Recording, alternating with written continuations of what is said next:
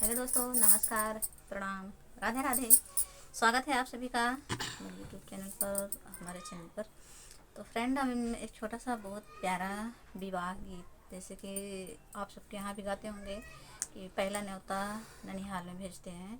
तो वही गीत हम प्रस्तुत करने जा रहे हैं। वही गीत के माध्यम से हम लोग प्रस्तुत करने जा रहे हैं ये गीत, विवाह गीत। तो आप लोग ज़रूर बताइएगा कमेंट बॉक्स में कैसा लगेगा। अरे अरे काली कोयलिया कारिया तोरी बोलिया कारिया तोरी बोलिया इहो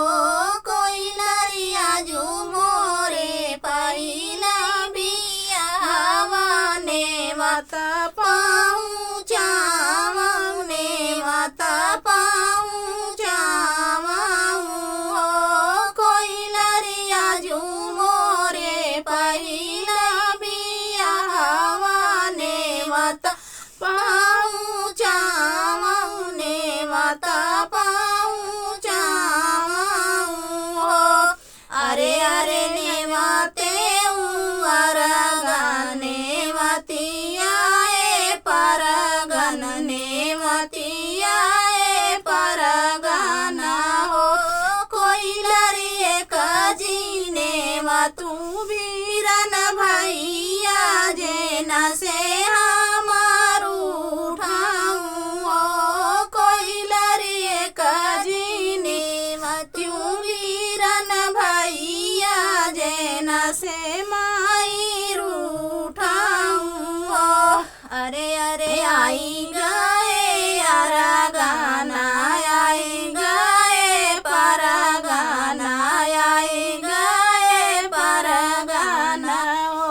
कोई लरिए कनाई आए बीरन भैया जेना से हमारू उठाऊँ हो कोई लरिए कनाई आए बीरन भैया जेना से हमारू उठाऊँ हो कोई लरी फिर से नेवता पाऊँ चावूँ बीरन भैया आवाऊँ हो कोई लरी फिर से नेवता पाऊँ चावूँ बीरन भैया आवाऊँ हो। आगे आगे आवई घिउगा गर पियारी गा बर पियारी गा बर हो कोई लर बिचवा में आवई बीरन भैया त पिछवा बाऊ जरानी हो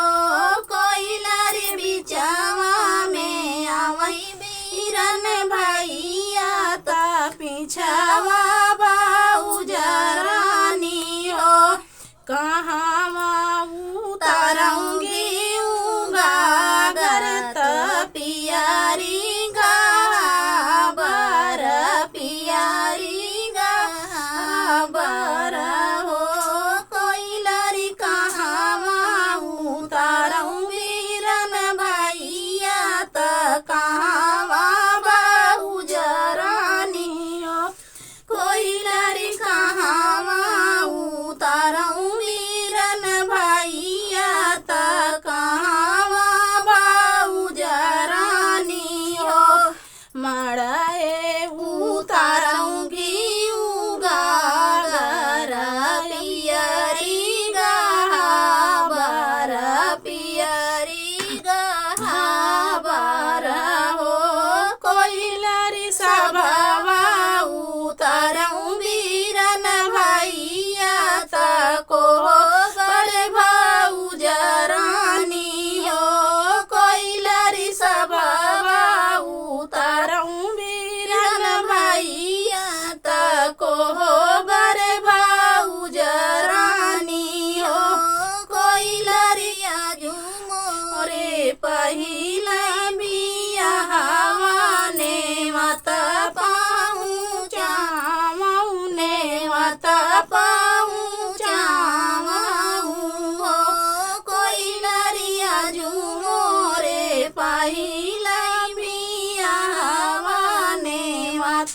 पा